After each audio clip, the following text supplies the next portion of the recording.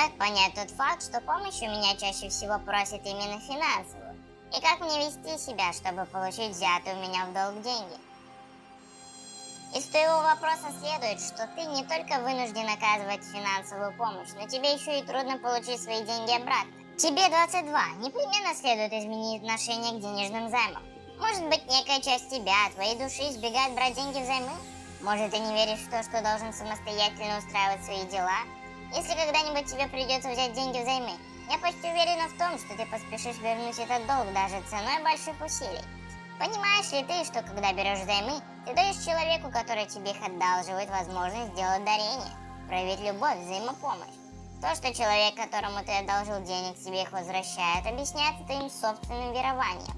Вероятно, ты веришь в то, что не возвращать долг нехорошо. Ты не можешь поверить, что кто-то другой может сделать то, что ты не позволяешь себе. Из-за этого тебе трудно улаживать простые ясные вопросы, даже в письменном виде. В будущем советую тебе соглашаться, давать взаймы с легким сердцем от души. Не решай за другого человека. Как можно более четко оговаривай также условия этого займа. И если другой не может принять твои условия, ты вовсе не обязан одалживать ему деньги. Принятие ясных и четких обязательств помогает избежать лишних эмоций. Я уже написала книжку на эту тему под названием «Ответственность, обязательства, чувство вины». Если ты не можешь от всего сердца давать взаймы, дай себе право сказать «нет» и не давай взаймы.